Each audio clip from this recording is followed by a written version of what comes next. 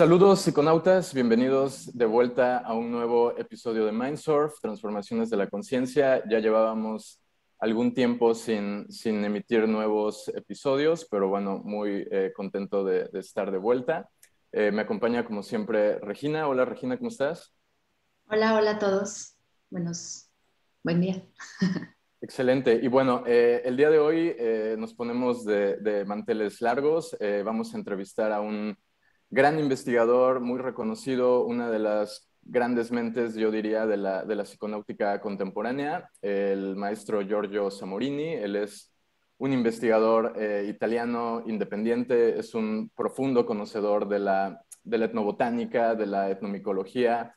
Yo recuerdo hace años, hace más de 10 años, cuando comenzaba a interesarme seriamente en el tema de plantas sagradas, sustancias psicoactivas. Recuerdo haber leído su libro Los alucinógenos en el mito y quedé pues fascinado por el grado de conocimiento que comparte en esa obra. Así que, Giorgio, muchas gracias por aceptar la invitación de Mindsurf. Estamos muy emocionados de tenerte con nosotros y pues compartiendo todo esto con nuestro público.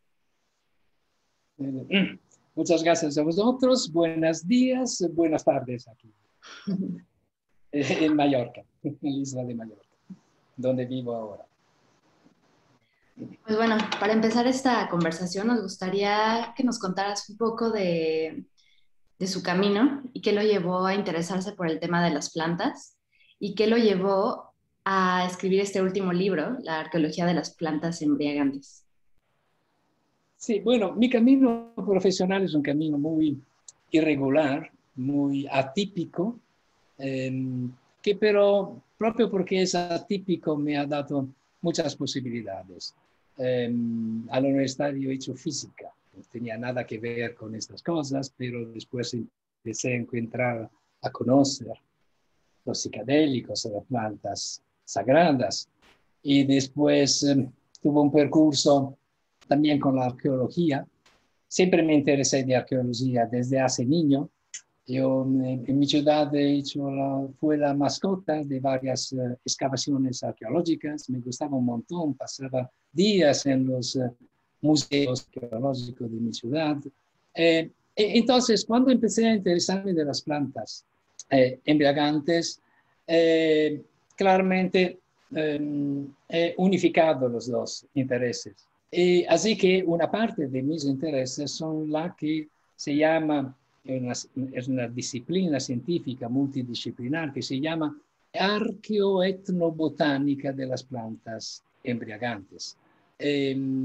Así que empecé a interesarme en etnobotánica. Explico un rato esta palabra etnobotánica, ¿no? Porque se utiliza muchísimo, pero a veces veo que no se entiende bien qué es. Etnobotánica es etno, que es el hombre, las poblaciones humanas, y botánica son las plantas, ¿no? La etnobotánica no se interesa de las plantas, no estudia las plantas por sí mismo. La etnobotánica estudia la relación del hombre con las plantas. Esta es la etnobotánica, que se divide en varias ramas, la segunda etnobotánica de las plantas alimenticias, de las plantas venenosas, etc. Y hay la etnobotánica de las plantas psicoactivas, que esto es mi campo específico. Ahora, la arqueoetnobotánica, ¿no?, estudia la relación del hombre con las plantas psicoactivas en el pasado, a través del estudio de los datos arqueológicos, ¿no? Así que mi libro es un libro que está dentro de este campo, la arqueoetnobotánica de las plantas. embriagantes o psicoactivas. Yo empecé a interesarme en el pasado de las poblaciones mediterráneas de mi área, los etruscos, los griegos, las poblaciones prerromanas, los fenicios, etc. A estudiar su uso antiguo, su uso de plantas, plantas y fuentes embriagantes. Y poco a poco después, siendo que mis intereses se han desarrollado en una manera a espiral, al final me intereso de todas las plantas embriagantes de todo el mundo, ¿no? Así que también la arqueología, con la arqueología de las plantas de todo el mundo. Tengo varias relaciones de estudios con varios arqueólogos. Tengo que decir que a mí me gusta un montón trabajar con los arqueólogos de la América Latina, sobre todo de la América del Sur, de Chile, de Perú, de Ecuador. ¿Por qué? Porque ellos no tienen lo que es un grande problema, que es no tienen el tabú de las drogas, que es un problema muy grande que yo siempre he encontrado, no solo en la arqueología, en muchísimas disciplinas, lo histórico, lo filológico, etcétera, que sobre todo europeos tienen un tabú terrible, es decir, un terror de las drogas. Y cuando encuentran, por ejemplo, en un hallazgo arqueológico, en unas imágenes antiguas, encuentran las drogas, tiene propio una reacción de terror y de negación de esto. Y no solo las drogas y el sexo. Estas dos cosas, con sus tabús, también en el mundo académico está muy profundo este tabú. Hasta que, doy un ejemplo, un afamado estudioso de la cultura romana, afamadísimo, hablando con ellos me decía, a los romanos no se drogaban, tomaban solo vino y nada más, ¿no? Cuando tú simplemente estás poniendo tu tabú de las drogas en el objeto de sus estudios, que en este caso son los romanos, ¿no? Que ellos quieren ver una población pura, ¿no? Que no se drogaba, cuando en realidad todas las etnias de todo el mundo y de todas las historias han utilizado las plantas. Bueno, en América Latina no hay este problema. Con los arqueólogos, amigos chilenos, peruanos, trabajamos mucho juntos y ellos están muy acostumbrados a encontrar en sus hallazgos arqueológicos, encontrar plantas o datos de utilizo de plantas. Quizás porque en América Latina sigue estar mucho el utilizo tradicional de las plantas, puede ser por esto, pero no tienen esto tabú, que es uno de los grandes problemas en la investigación científica sobre este tema, tratando de plantas y de drogas psicoactivas, ¿no? Así que, bueno, este es un libro que trata las principales plantas embriagantes, porque plantas embriagantes yo tengo en mis archivos, ahora cuento más de 1.200 plantas y hongos embriagantes de todo el mundo, están en cualquier parte, quizás no están en el Ártico como continente, pero en todos los otros continentes, y en todos los continentes hay o hubo utilizo de estas plantas, ¿no? Excelente. Sí. Muchas gracias ahí por la contextualización sobre lo que es la arqueoetnobotánica. Y pues bueno, justo como para dar inicio a esta línea sobre lo que trata su libro, quisiera preguntarle, partiendo de esta disciplina y de lo que propone la arqueoetnobotánica, ¿cuál es la evidencia más antigua que precisamente podemos encontrar registrada sobre usos de sustancias psicoactivas?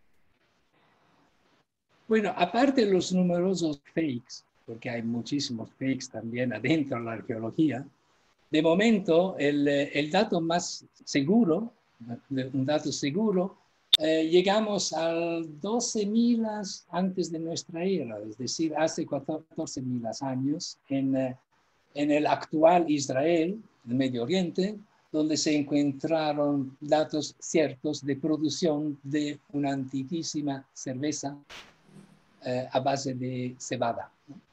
Porque hay que considerar que no hay solo las plantas psicoactivas per se, hay también las fuentes embriagantes que se pueden conseguir desde plantas que no son psicoactivas, como la vid, ¿no? La uva no es psicoactiva, pero conocemos que con un procedimiento se puede construir una brebaje alcohólico psicoactivo, ¿no? Esto. Así que el número se vuelve mucho más grande. Consideramos también, la que se llaman, estas son las fuentes indirectas de plantas indirectas de fuentes embriagantes. También quiero decir esto, esto lo he entendido poco a poco en los años de estudio de arqueoetnobotánica. Me soy dado cuenta que al estudiar y analizar los datos arqueológicos que se refieren a las plantas embriagantes, esta es una tarea que no pertenece a los arqueólogos. Esta es una tarea que pertenece a nosotros, etnobotánicos especializados en las plantas embriagantes.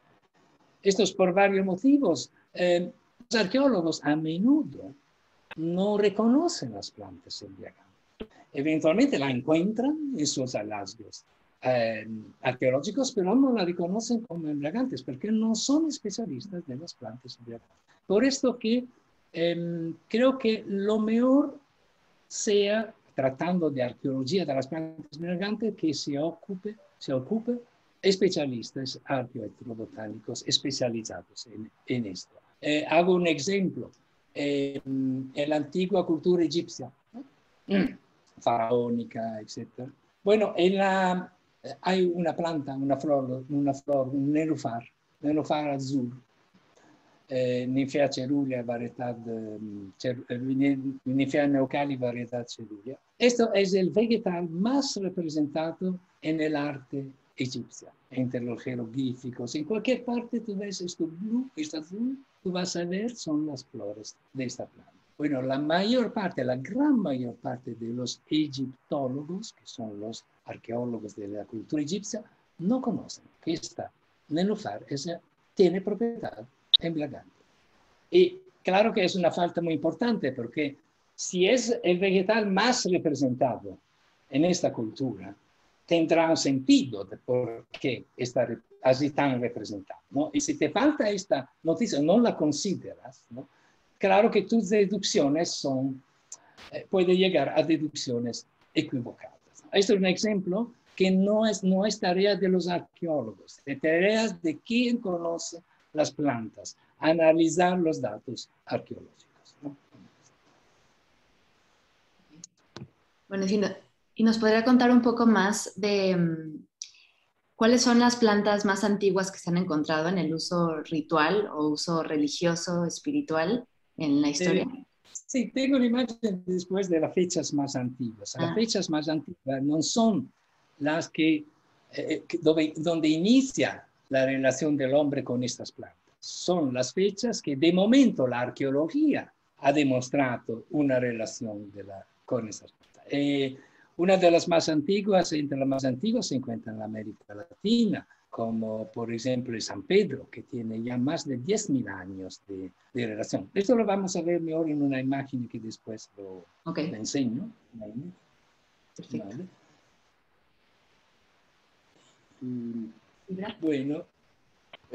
Sí, aquí también me interesaría hacer esta como distinción entre la planta y todo el aspecto ceremonial, ritual, que de acuerdo a la cosmovisión que tiene la cultura, que hace uso de esa planta, pues vendría a ser como el otro factor importante. Con respecto a esto, quisiera preguntarle, por ejemplo, en el caso del San Pedro, sabemos que su uso, como usted acaba de mencionar, es milenario, o sea, lo que la arqueoetnobotánica nos puede decir al respecto.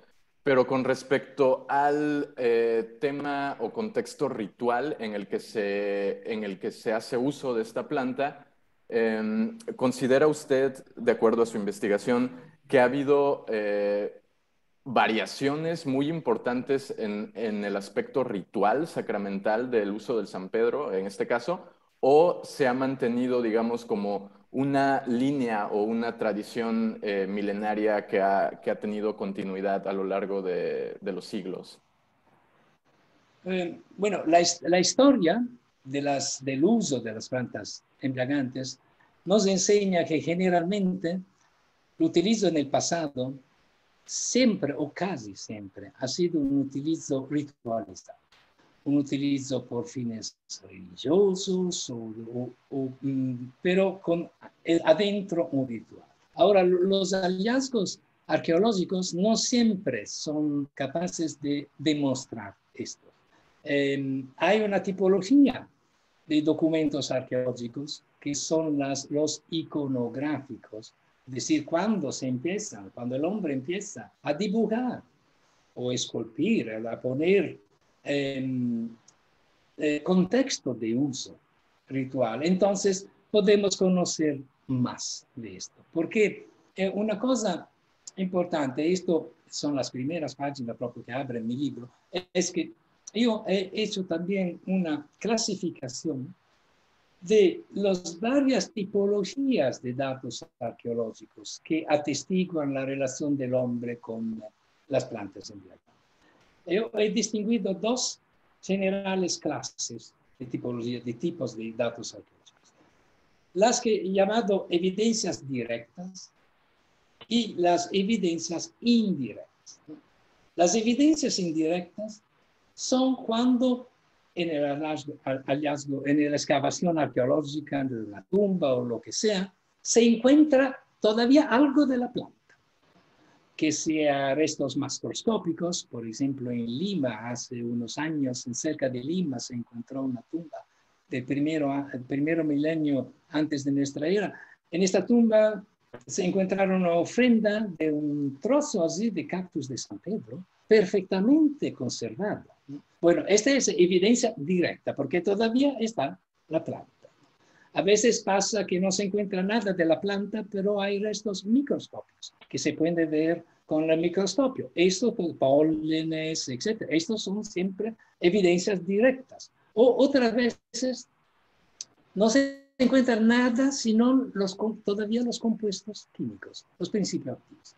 Yo por esto, si a vosotros sale bien, voy a compartir una imagen, es propio siguiendo este discurso, que facilita la comprensión. Con permiso voy a hacer share screen.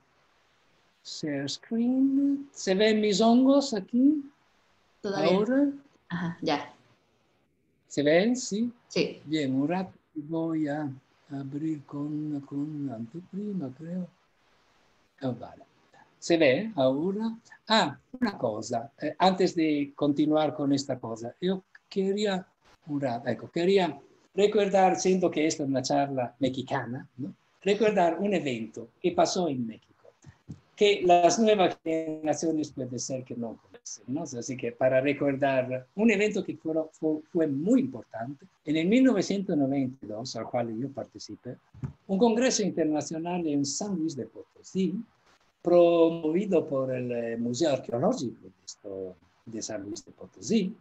Se llamaba Plantas, Chamanismo, Estado de Conciencias, las plantas alucinógenas y su contexto cultural, donde por la primera vez por mí se encontraron los estudiosos, principalmente antropólogos, etnobotánicos, etcétera, de aquel año. Se pueden ver un Jonathan Ott, James Calloway, Stacy Sharper, Peter Spurs, los grandes estudiosos de la cultura. Arriba se pueden ver los Shulgin, aquí Anne Alexander Shulgin, Mario Polía, grande estudioso del uso de San Pedro en el curanderismo norperuano, etc. Y este congreso fue importante porque fue el inicio de algo, fue el inicio porque después, cada 2 años, a partir de esos congresos, se organizaron congresos internacionales, una vez en las Américas, la otra vez en la Europa, la otra vez en América, y hasta los inicios de los años 2000. Esto fue un evento muy interesante y tengo que decir también que el director del Museo Arqueológico de San Luis Potosí, no recuerdo el nombre ahora, le costó su lugar de director a este congreso, porque si bien no era un congreso de hippies, era un congreso académico, muy serioso, pero hablar en 1992 en México, las instituciones se escandalizaron hasta que el director perdió su lugar de director por esta cosa. Bueno, esta era una noticia así mexicana de recuerdo. Vale, este es el libro que estamos presentando. Ahora sí, sigo con este discurso de la evidencia arqueológica directa, cuando se encuentra algo de material, ¿no? Y por esto presento un caso descubierto hace 2 años, bastante reciente, en California. Se encuentra donde hay pinturas maravillosas, muy psicodélicas, enormes, en cuevas, ¿no? La pintura de la cultura Chumash. Y siempre se ha pensado que estas pinturas estaban relacionadas con el utilizo de una alucinógeno, de una datura, porque conocemos que había ritos iniciáticos que se hacían en estas cuevas. Son estudiadísimas, desde hace años que son estudiadas, pero solamente hace 2 años. Los arqueólogos se han dado cuenta que frente a estas pinturas, arriba en el techo de la cueva, han encontrado esos trozos, así, que son bolos que tenían a la boca de datura, de raíz de datura, que lo ponían como goma de masticar, ¿no? Lo ponían arriba del techo. Se han dado cuenta solamente ahora de todos estos bolos que se han encontrado. Él lo han analizado, ese es un bolo de raíz de la datura Baiti, y todavía contenía atropina, que es uno de los principios activos alucinógenos de las daturas. Bueno, esto es uno de los casos de evidencia directa y que no solo confirma la hipótesis que estas pinturas tenían relación con los ritos iniciáticos donde se utilizaba la datura. Otro caso donde hay como 20-25 contenedores han analizado de varias culturas de Norteamérica, uno de estas en México, encontrados en México también, han analizado el fondo, no hay más la planta, ni macroscópica ni con microscopio, pero han encontrado moléculas de atropina. Esta todavía sigue ser una evidencia directa, porque todavía hay algo de la planta, ¿no? Que son sus principios activos, ¿no? Otro ejemplo, pasamos por la cultura maya. Siempre aquí solamente se han encontrado los principios activos. Por ejemplo, es un afamado maravilloso. Una copa que contenía cacao, ¿no? No estaba más el cacao, pero se ha encontrado teobromina, teofilina y cafeína, que son los principios activos del cacao. Este en Guatemala, el Río Azul. Este otro objeto a la derecha son vasitos muy pequeños que se tenían colgados aquí. Se ha visto esto a través de las pinturas, ¿no? Que tenían colgados esto. Y de adentro tenían hojas de tabaco. Y ha encontrado efectivamente nicotina. No solo en estos 2 casos, no es solo la evidencia directa, encontrando la química, los principios activos. En estos 2 casos hay también la evidencia indirecta, que es la literaria, porque este glifo quiere decir cacabá, que es el nombre antiguo maya del cacao.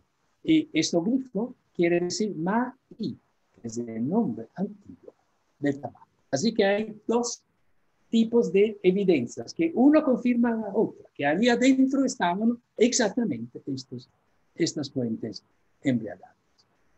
Muy afamada, siempre como evidencia arqueológica directa, también aquí ya tenemos la química y la de la evidencia esta era la chicha de Yuyayaco, se encontró a 5.000 metros en los Andes. Pertenecía a los sacrificios incas de la Capacocha, cuando pasaba un temblor o algo, problemas muy grandes, muy serios en la sociedad inca, los incas sacrificaban a estas niñas, sobre todo niñas que se las sacrificaban a las sierras, a la divinidad de la sierra. Se ha encontrado en perfecto estado conservado, ¿no? Porque a 5.000 metros es bajo hielo. Usted puede ver aquí que hay la mejilla hinchada, porque adentro hay todavía un bolo de hoja de coca, ¿no? Este es el hallazgo material, ¿no? Pero no solo, aquí los arqueólogos han hecho algo más. Han tomado un pelo que es largo de más de 20 centímetros, de esta chica, Ahora, el pelo en los hombres y en las mujeres mediamente crece 1 centímetro cada mes.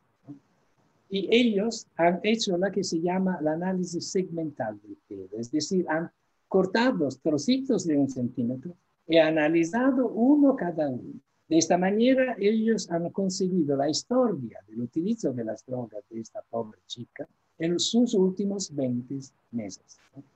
Y se han dado cuenta que en todos los 20 meses le daban la chicha a tomar, que la chicha es un brebaje alcohólico que se consigue a través del maíz, así que le daban algo. Y en los últimos 6 meses, antes de ser sacrificado, se ha encontrado también cocaína, sus metabolitos en el pelo y el coquetileno. Ahora, el coquetileno es una molécula que no existe en la naturaleza. Lo produce el cuerpo humano solamente en el caso de toma contemporánea de alcohol y de cocaína. A tomar alcohol y cocaína contemporáneamente, el cuerpo, buscando de metabolizarlos, produce esta moleculón, ¿no?, que es el coquetileno. Así que el coquetileno es la demostración del utilizo de la toma contemporánea de chicha, en este caso, y de hoja de coca. Así que se puede conseguir muchas informaciones ahora con las nuevas técnicas arqueológicas. Siempre estamos en el campo de la evidencia directas, ¿no? Porque todavía hay algo de la planta. Wow. A los que están, a los que están escuchando esto como podcast, les recomendamos mucho si pueden ver este episodio en YouTube para que puedan ver las imágenes que está compartiendo. Se ve, ¿no? Sí, se ve.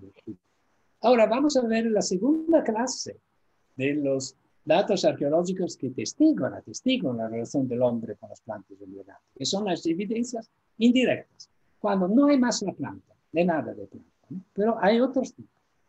Por ejemplo, aquí presento solo unos de estos datos. En el libro están presentados todos, ¿no? Hay la evidencia antropofísica. Por ejemplo, en el Vietnam, en realidad en toda la Asia oriental, el béter no existe en las Américas, pero es una de las drogas más difundidas en el mundo, en 3 continentes. Se toma, son unas hojas y una nuez que se ponen aquí en la boca. Y pasando los años de utilizo de béter, los dientes frontales se vuelven de color azul, un azul oscuro. Entonces, cuando en un hallazgo arqueológico, en un esqueleto arqueológico, yo encuentro dientes que tienen este color azul en esta área de utilizo del béter, esto no hay más la planta, pero esto es a mi atestigua que este hombre en su vida, durante la vida, utilizaba el béter. Lo mismo pasa con el utilizo de las hojas de coca que se ponen aquí, más la cal. A utilizar años y años esto, se producen malformaciones en la mandíbula muy específicas, que cuando la encuentro en los hallazgos arqueológicos, me dicen que estas personas utilizaban la coca en su vida, ¿no? Esto, entonces, es indirecta como demostración, pero es cierta también. Estas son la evidencia antropofísica. Un otro tipo de evidencia son los parafernalias. Parafernalias quiere decir instrumentos. Hay instrumentos de varios tipos, instrumentos de elaboración, instrumentos de transporte. En este caso, los más interesantes son los parafernalias de suministro, ¿no?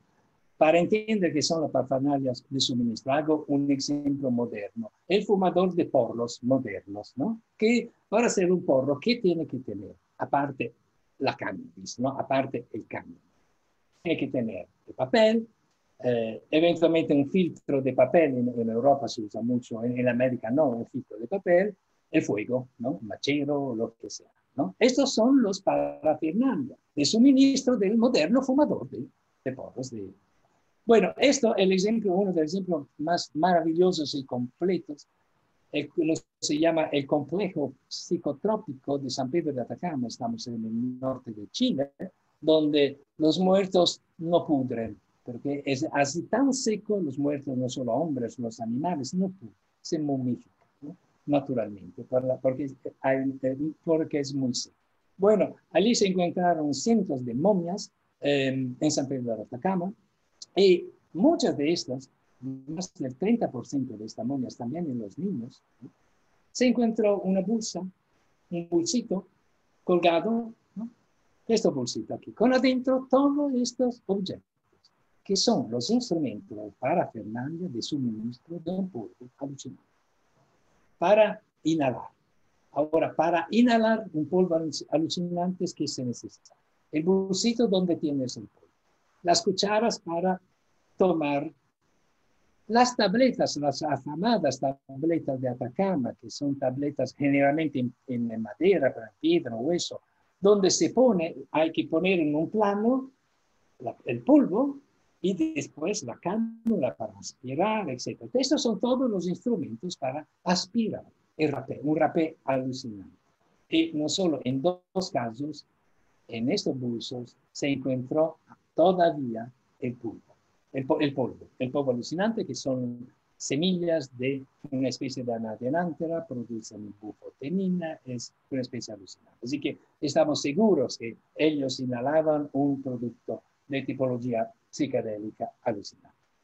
Se encontraron de tabletas, en San Pedro de Atacama se conocen más de 800 de estas tabletas, que son estudiadísimas, por ejemplo, por mis colegas los Torres de la Florida. Él ha pasado toda la vida, su mujer, Manuel Torres, la mujer, a poner averiguar el dibujo de cada tableta, ¿no? Y Manuel Torres involucrado en las excavaciones arqueológicas de San Pedro de Atacama. Bueno, y los parafernales de suministros nos dicen nos dan muchísimas informaciones sobre el utilizo. Por ejemplo, el utilizo ritual, ¿no? Ritual o profano, o no ritual de las plantas embriagantes. Son sobre todo los parafernales de suministros. Otra grande clase de evidencia siempre indirecta es la iconográfica. Cuando en las representaciones artísticas, en 2 dimensiones, o en la estatua plástica en 3 dimensiones, son 2 tipos. Hay una representación de la planta, ¿no? Como en este caso de la famosa diosa de Gazi, en Creta, en la isla del Mediterráneo, edad del bronce, donde hay puede ser una divinidad o sacerdotesa en posición de oración, porque en aquel tiempo no se oraba así, se oraba en esta manera, esta es la posición de la oración, y arriba en la cabeza tiene 3 cápsulas de amapola que se pueden quitar. O el otro tipo de evidencia es el contexto de utilizo de una fuente embriagante. Aquí como ejemplo he tomado un capulli, que es estamos en Ecuador, aquí se ve, son pequeños así. Se ve un hombre sentado que está tomando algo, pero lo que es interesante, que su mejilla, la mejilla, ¿no? Está hinchada. Esto lo llaman los arqueólogos los coquilleros, ¿no? Porque aquí es demostración que está tomando la coca. Muy interesante el hallazgo de la diosa de Gazi, ¿dónde se encuentra? Eran 5 estatuas. Esta era la más grande, 80 centímetros. Se encontró dentro de una capilla muy pequeña, baja, sin ventanas y sin puertas. Y podía entrar adentro solamente a través del techo. Podía entrar solamente 1 o 2 personas máximas. Se entraban. En una esquina de la capilla se ha encontrado un brasero para quemar, un fuego para quemar.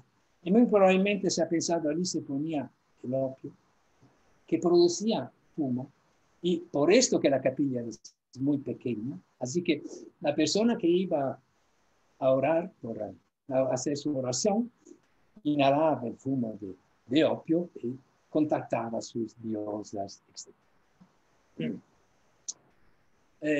Pasamos por el México a este punto.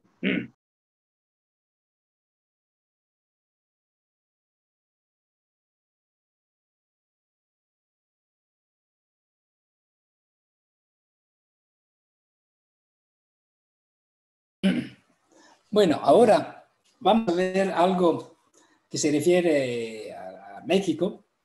Pasamos por el peyote. Bueno, el peyote, de momento la arqueología ha demostrado una relación del hombre de por lo menos 6.000 años. Se ha encontrado peyote propio la planta, exicada, en tecas, en varias excavaciones arqueológicas, como ofrendas sobre todo en las tumbas, excavaciones arqueológicas en el Texas y en el México del Norte. Por ejemplo, bueno, es una fecha después en esta era, pero en una fecha tardía, pero es un hallazgo excepcional. Alrededor del esqueleto en la tumba se ha encontrado un collar todo de peyotes, ¿no? De 12 peyotes perfectamente conservados. Y tenemos también por el peyote no solo la evidencia directa, también la evidencia indirecta iconográfica. Hay un montón de representaciones de peyotes en varias culturas mexicanas. Las más interesantes, más excepcionales, son de la cultura colima. Si bien, desgraciadamente, no han sido todavía bien estudiadas. Yo sigo encontrando en la cultura colima un montón de estas, por ejemplo, de estos vasos grandes, con una entrada, con la posibilidad de que la mano podía entrar adentro, ¿no? Estas.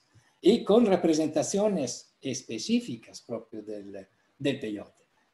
O este hombrito es pequeño así, también esto que tiene dos botones, dos plantas de peyote. Como he dicho, todavía hay mucho que estudiar sobre la iconografía del peyote en el México. Faltan todavía estudios muy profundizados sobre esto. Pero es inequivocable la presencia de peyote, el uso del peyote entre las antiguas poblaciones mexicanas. También yo me he interesado mucho también al pulque, agave, maguey y pulque, ¿no? El pulque, recuerdo, es un brebaje alcohólico que se consigue a través del maguey. Hay también allí una arqueología que todavía no es clara, es decir, los documentos más antiguos de la relación del hombre con el ágave son en esta cueva de Tehuacán, en Puebla, que se encontraron hojas de ágave de hace 8.000 años. Pero no está claro si ellos la utilizaban para construir el pulque, un brebaje embriagante, o como comida, como medicinal, porque la ágave se utiliza por varias cosas, ¿no? Todavía no está claro. Hay este dato maravilloso, a mí me encanta esto del mural de los bebedores en la pirámide de Cholula, es fantástico. A mí me encanta sobre todo el estilo pictórico de estos bebedores, ¿no? Que son bebedores de pulque, ¿no? Este es el árbol del pulque, un árbol que aquí tiene la función de árbol de vida.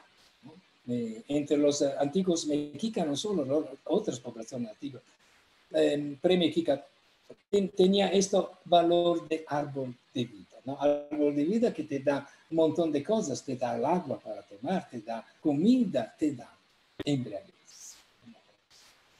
Propio sobre el pulque, yo escribí en italiano, lo publiqué en el 2018, un libro sobre el pulque, todo estudiando el utilizo sobre todo antiguo del pulque. Y propio en estos días, en México, en nuestro país, ha salido la edición castellana por la edición lunaria de México, con el prólogo de Raúl Guerrero Bustamante, un gran estudioso del pulque, soy honorado de este prólogo de Raúl, y todavía no lo tengo, tiene que enviarme mis copias, pero bueno, ha salido propio en estos días. Así que ahora este año son 2 los libros en castellano que han salido en mis libros. Una otra planta que es muy interesante de la cultura maya es un otro nenúfar, se llama ninfea ampla, ¿no? Ha sido individuado su nombre mexicano, su nombre náhuatl, Quetzalcoatl. Bueno, también esta planta, como el nenúfar en los antiguos egipcios, esta planta, la presencia iconográfica en las pinturas, en los dibujos maya, es algo como obsesional. Está en cualquier parte del arte maya se encuentra esta flor. Ahora aquí el color verde yo lo he dado yo para evidenciar en el nenúfar adentro, porque son muy complejas las imágenes mayas, no es fácil, no son inmediatas, ¿no? Así. Y muy a menudo esta planta está en asociación con un jaguar, que se llama jaguar nenúfar. Los arqueólogos lo llaman jaguar nenúfar. La presencia es así tan obsesionante de esta planta, es decir, que seguro ha tenido un papel importantísimo también en las cosmogonías. Las cosmogonías son los mitos de los orígenes del universo, ¿no? Y las antropogonías, que son los mitos del origen del hombre, entre los mayas, están adentro, está la planta, es una planta que funda el mundo maya. Así que una importancia excepcional. Y nuevamente, la mayor parte de los mayólogos, o por lo menos de los estudiosos de la cultura maya, no conocen que los pétalos y la raíz de esta planta es embriagante. Nuevamente, este es un caso para decir que no es pertinente a los arqueólogos analizar estos datos, ¿no? Porque hay este problema, grande problema. Se habla siempre de multidisciplinaridad, de unificar las disciplinas, pero de hecho no pasa. Sigo no pasa esto. Los egiptólogos o los estudiosos de la cultura maya son muy celosos de su campo. Cuando alguien va a decir afuera, va a decir algo, ¿quieres tú? Tú no eres un egiptólogo, ¿no? Y así no puede tocar nuestra ciencia, ¿no? Pero esto es un grande problema, porque hay, por ejemplo, el etnobotánico que puede decirte algo, que puede explicarte, mira, esta es una planta embriagante, así que tus deducciones tienen que tener cuenta que esta es una planta embriagante, ¿no? Que se la ponen al fundamento, al origen del universo maya. Hay un sentido, ¿no? Que te falta, ¿no? Esto es la cosa. Aquí abajo hay una pintura de un vaso, de los famosos vasos redondos mayas, ¿no? Muy interesante, esta ha sido la García a estudiarlo. Se ven chamanes mayas que están transformados en zorros, ¿no? Transformación en animales, procesos chamánicos, ¿no? Y tienen detrás en el tocado una enorme flor de ninfeampla. Y frente a cada uno de estos hay un instrumento, es un enema para poner por vía rectal las drogas psicoactivas. Y de la Garza, esta es una mayóloga pero abierta, ha pensado, ha hipotizado que el principio activo dentro de este enema fuese proprio las raíces del nenúfar blanco. Pero es uno de los raros casos donde un estudioso maya reconoce la propiedad psicoactiva. Voy a recordar también que la práctica de los enemas para introducir medicinas o fuentes embriagantes es muy difundida en las Américas, era muy difundida entre los mayas, y los primeros instrumentos de enema, los más antiguos, se encuentran proprio en México, 1600 antes de nuestra era, en el estado de Xochicalco, en el estado de Guerrero, ¿no? Allí se ha encontrado un momento los más antiguos. Así que México tiene varias primicias, ¿no? Por lo que se refiere, claramente, ¿no? Por lo que se refiere a la arqueología de las plantas embriagantes. Bueno, como decía, siempre la demostración que es tarea nuestra, es tarea de lo que conocen las plantas embriagantes, estudiar los datos arqueológicos. Yo en el libro he corregido varios fakes, varios datos equivocados que siguen a ser publicados en la arqueología. Por ejemplo, la datura, las especies de datura. Ahora, hace 25 años, esto por obra de dos botánicos que dijeron, las daturas, cualquier especie de datura, que son todas alucinantes, cualquier especie no fue presente afuera de la América antes de Columbus, de Cristóbal Colón. Es decir, que llegaron en la Eurasia después Cristóbal Colón. pero esto no es absolutamente verdad.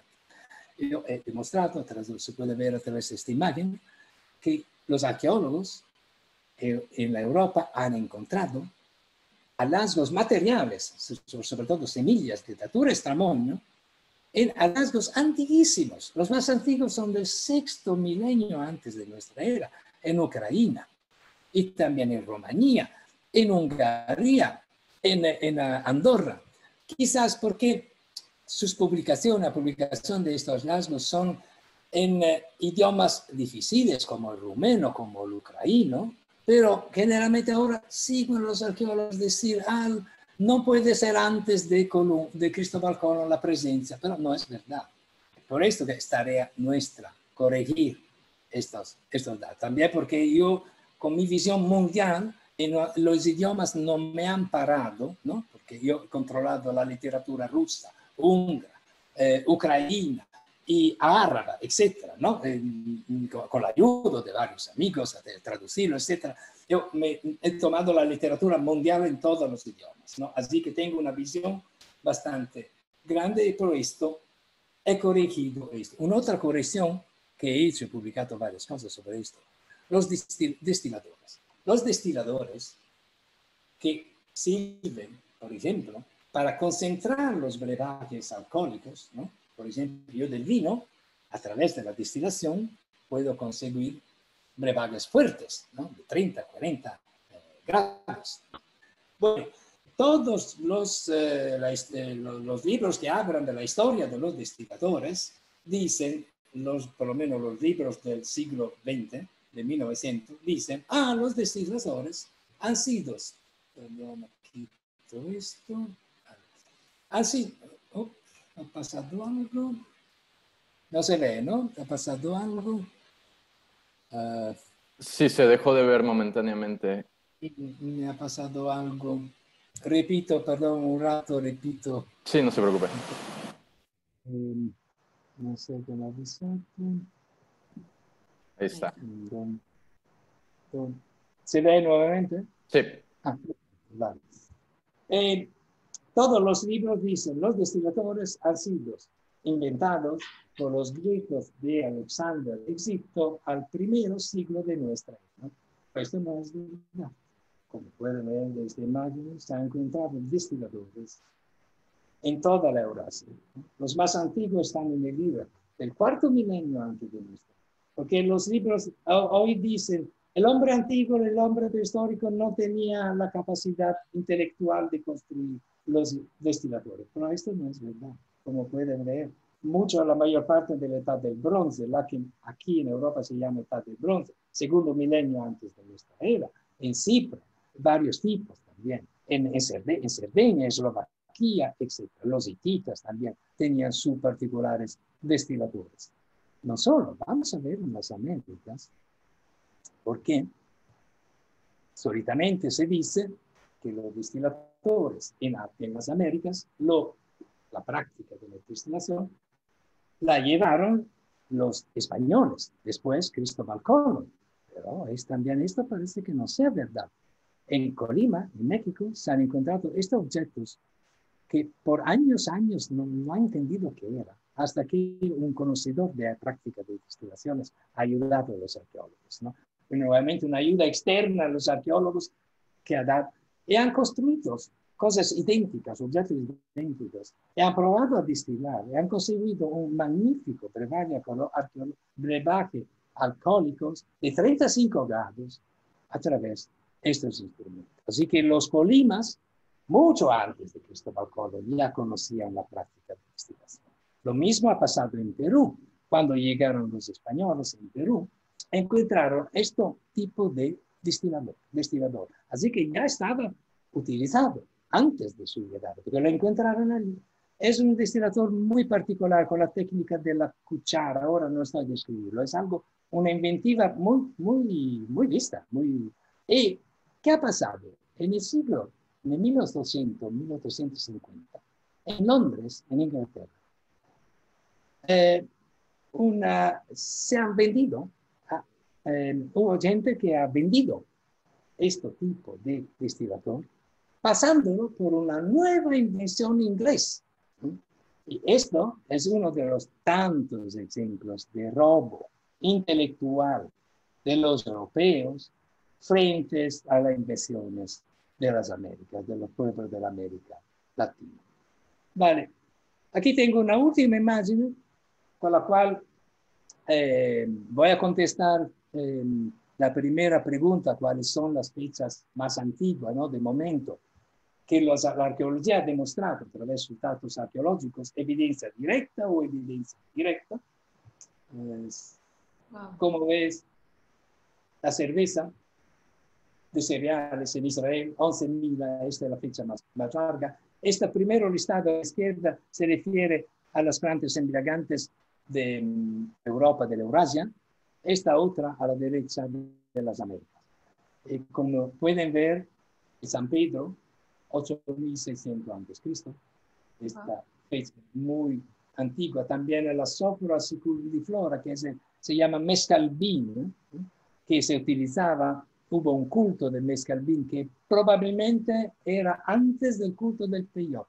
El mezcalbín es un poquito tóxico, bastante tóxico, ¿no? Y cuando descubrieron el peyote, dejaron el mezcalbín, las mismas poblaciones de México y de Texas, y empezaron a utilizar el peyote. Pero también por el mezcalbín se ha encontrado una fecha muy grande. Por los hongos, esto, 6.000 en el Sahara. Aquí estamos en África. Este ha sido mi descubrimiento en las pinturas prehistóricas del Sahara, donde hay culto de hongos, se ve muy bien un culto de hongos. El peyote 3.200, la coca, aquí 6.000 antes de Cristo, la coca, etc. La ninfea, 6.000 antes de Cristo de Egipto. Después hay las varias solanáceas europeas. La belladonna se encontró en Rumanía, algo de muy interesante, un uso ritual de las semillas de belladonna, 4.500 a.C. Así que, perdona, hay una mosca que me molesta.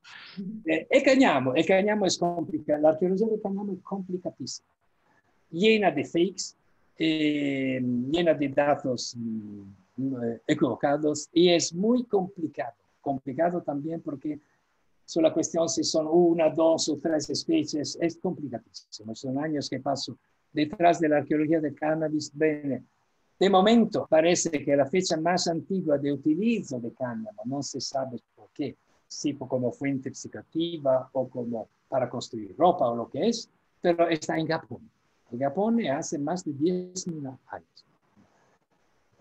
Bueno, esta era la última que yo pude construir esta tabla y que sigo cada 2 años a publicar en artículos científicos, poniéndola al día, porque cada mes prácticamente llegan nuevos datos, ¿no? Que ponen muchas de estas fechas más detrás, ¿no? Y de seguro, por ejemplo, los hongos, muy probablemente el utilizo de los hongos por el hombre es antiquísimo, paleolítico, o puede ser también homínido, es decir, no solo del hombre Homo sapiens, sino el Homo de Cro-Magnon, etc. Es muy probable, pero el problema es demostrarlo. Bueno, estas son las fechas que demuestran que la arqueología de momento demuestra. Wow, increíble. Sí, totalmente increíble. Le agradecemos mucho la profundidad y la seriedad de la respuesta con toda esta evidencia. Y bueno, justo tomando un poco el comentario que acabas de hacer, Giorgio, acerca de los hongos, por ejemplo, el uso ancestral, viendo toda esta evidencia de la relación superantigua que tiene la especie humana con diferentes plantas psicoactivas, ¿cuál cree usted que son las implicaciones evolutivas que tiene para la especie humana esta relación tan antigua? Es decir, me viene a la mente, por ejemplo, Terence McKenna con su famosa teoría del mono dopado, en la que postulaba que en el Neolítico tardío el encuentro de los homínidos con el hongo habría detonado la aparición de la conciencia en el ser humano. ¿Tiene usted alguna teoría o hipótesis, aunque no sea, digamos, demostrable, pero tiene usted alguna idea de alguna posible implicación entre esta relación entre humanos y plantas psicoactivas? Bueno, este es un tema muy problemático, sobre todo si yo soy científico, es decir, mi metodología es científica. Actualmente, mi paradigma científico no es propio el paradigma científico ortodoxo, es decir, yo creo en los paradigmas científicos, pero creo que hay que modificarlos, hay que ampliarlos, ¿no? Para una visión más grande. Demasiado duros son los paradigmas ortodoxos. Pero mi manera es científica, así que, bueno, aparte que la teoría del mono no es de Pérez McKenna, es bueno, no me recuerdo el nombre, pero McKenna ha tomado la teoría del mono por su elaboración, no solo. Tengo que decir que no es a través de la lectura de McKenna que se puede conseguir algo, porque ello en su penseros etnobotánicos ha hecho varias equivocaciones, no es perfecta su idea, no solo. Yo, eventualmente, sí, las fuentes embriagantes han tenido una tarea en el desarrollo de la evolución mental, psíquica del hombre. Esto no ha pasado en el Neolítico, ha pasado mucho antes. Y puede ser que ha pasado varias veces. El Neolítico ya es muy tarde, ¿no? Demasiado tarde también como formación del cerebro, etcétera. Ya estamos muy tarde. Es decir, yo lo sospecho, no puedo creerlo, porque como científico no puedo creer a nada, ¿no? Porque cuando tú crees, tú te pagas, ¿no? Así que yo no creo, pero bueno, es una idea que me gusta, decimos así, pensar la posibilidad que las fuentes embriagantes están involucradas en la evolución, si no de los humanos, propio de los homínidos, ¿no? Lo veo más largo esta cosa. El problema es demostrarlo. Claro. El problema es demostrarlo, es por esto que yo lo tengo como hipótesis. Me puede gustar, pero estamos en el campo de la hipótesis, no de la seguridad. Y bueno, moviéndonos un poco hacia relacionar todo esto que estudia con el mundo que igual que llamamos el mundo de la psiconáutica o con las investigaciones que se han hecho en los últimos años y el interés que hay por estas plantas que se ha vuelto muy popular. Entonces, ¿qué opina usted de las posibilidades futuras de tanto interés por las plantas y por la investigación que se está haciendo, como expliqué, como a nivel molecular, a nivel psicológico, las investigaciones que hay en lugares como Johns Hopkins, en Europa?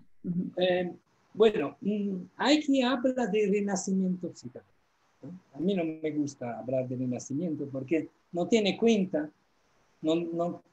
en buena cuenta lo que ha pasado en estos últimos 30 años, ¿no? Porque pasó al final de los años 60, pasó el LSD fue puesto legal, y no solo, sobre todo pasó la prohibición de un estudio científico por ejemplo, de los alucinógenos, de los psicodélicos. Ahora se ve un nuevo interés. Yo creo que hay más que un renacimiento psicodélico, hay un cambio de paradigma, que es un cambio de paradigma mediático, y a través del cambio de paradigma mediático hay un cambio de paradigma también científico, etcétera.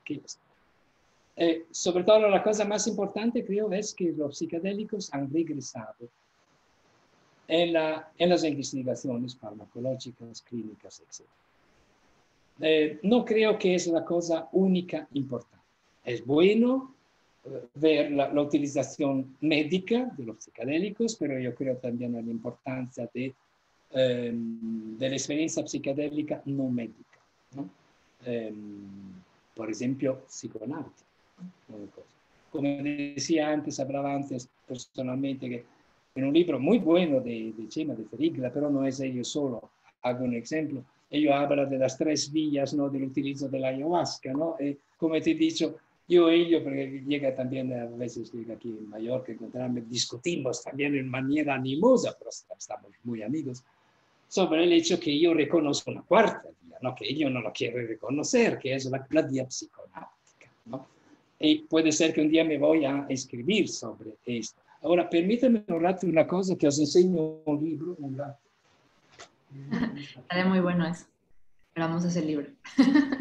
Claro, y nada más para dar contexto, sí, justo el doctor Josep María Fericla habla de que existen tres aproximaciones en este caso, él habla específicamente de la ayahuasca, ¿no? Entonces, lo que Giorgio nos comenta de una potencial cuarta vía también es algo muy emocionante. Sí. Sí, es decir, aparte que enseño un rato una obra muy grande, que se espera que llegue una auditoria de Barcelona, llega la edición, esta en italiano, la edición castellana, Terapias psicodélicas, que he escrito junto a mi mujer, que es un médico, anestesista. Es una obra muy grande de terapias psicodélicas. Pero el libro que quiero mostrar es esto, Jurema. Lo he escrito yo, Jurema, la planta de la visión, de los cultos del Brasil a la psiconáutica de frontera. Aquí yo empecé a hablar de la psiconáutica o de mis ideas de qué es la psiconáutica, porque psiconáutica es una de estas palabras que es muy utilizada en varias, yo soy psiconauta, después se droga de todo, ¿no? Es decir, así que hay que, bueno, yo entiendo un cierto tipo de psiconáutica que no es la excusa para drogarse, ¿no? Es algo de más serioso. Es muy importante. La cuarta vía, ¿no? Algo de más serio.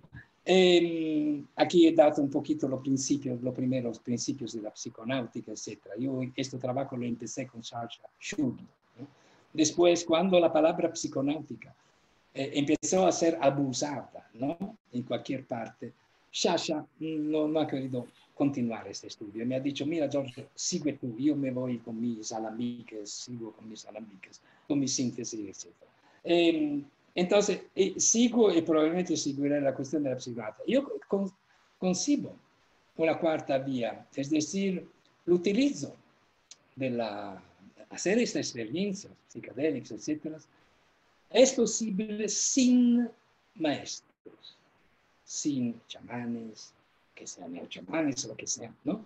Lo que los chamanes no lo entienden, ¿no? No lo entienden. Es por esto que rechazan, ¿no? Psiconauta por ellos es el chico que se droga de todo. Muchas veces se entiende por psiconauta esto, los otros, por lo menos, entienden esto, ¿no? También en las ceremonias de ayahuasca, ¿no?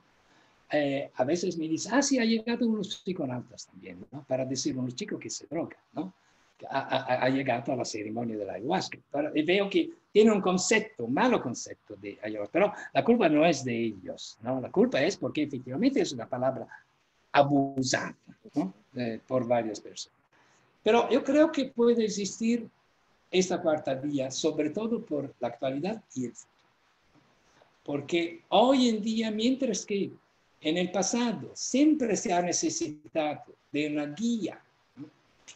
Para conseguir los estados modificados de conciencia a través de las varias técnicas, también incluidas la del utilizo de las plantas, ¿no? Siempre era un dogma, ¿no? Tener una guía que llaman los chamanes o lo que sea, ¿no? Creo que ahora no es para todos, ¿no? No es para todos la vía psiconáutica. Ahora hay una tipología de personas en la cual personalmente yo, por ejemplo, me identifico, que pueden seguir por sí mismo, donde hay una guía, pero no es un hombre. La guía son las plantas mismas. Si tú las aprendes a escuchar la guía, no necesitas de nada más. Solamente la planta ya te entre comillas, te enseña. Así que no, esto es, en pocas palabras, ¿no? Es el concepto de la psiconáutica seriosa. ¿Eh? Digo,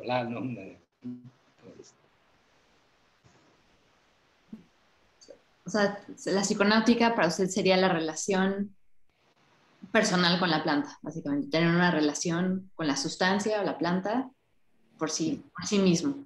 Sí, porque hay una tipología de hombre hoy que puede llegar, puede conseguir vías de conocimientos por sí mismo. Es importante entender que no es para todos. Sí, claro. Hay gente que es mejor que se baja a los chamanes, que tenga un chamán, un medio chamán, una guía, lo que sea, es mejor. ¿No? Claro. Son tipologías diferentes de personas. ¿No? No hay una vía por todas las personas. Exacto. O una vía a veces te inicia y luego ya por ti mismo puedes seguir con ese conocimiento, ¿no?